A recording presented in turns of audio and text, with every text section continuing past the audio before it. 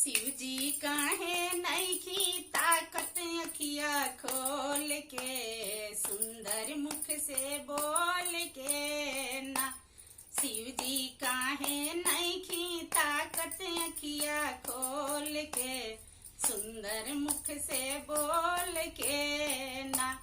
हम तो काशी जी तक जाइब, जलवा भर भर ले आइब। हम तो काशी जी तक जाइब, जलवा भर भर ले आइब।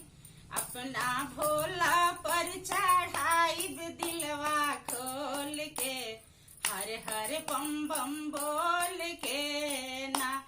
अपना शंकर पर चढ़ाइब, दिलवा खोल के, हर हर बम बम बोल के ना। शिव जी काहे नईखी ताकत अखिया खोल के, सुंदर मुख से बोल के ना।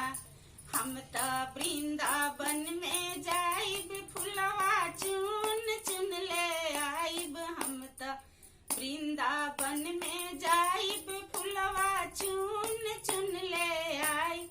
अपना भोला पर चढ़ाइब, दिलवा खोल के, हर हर बम बम बोल के ना। अपना भोला पर चढ़ाइब, दिलवा खोल के, हर हर बम बम बोल के ना। शिव जी काहे नईखी ताकत अखिया खोल के, हर हर बम बम बोल के ना। शिव जी काहे नईखी ताकत अखिया खोल के, हर हर बम बम बोल के ना।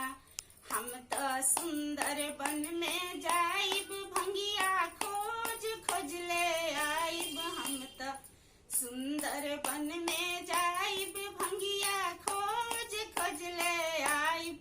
अपना भोला के पियाइब, दिलवा खोल के, हर हर बम बम बोल के ना। अपना शंकर के चढ़ाइब, दिलवा खोल के, हर हर बम बम बोल के ना। शिव जी काहे नईखी ताकत अखिया खोल के, हर हर बम बम बोल के ना। भोले बाबा काहे नईखी ताकत अखिया खोल के, हर हर बम बम बोल के ना।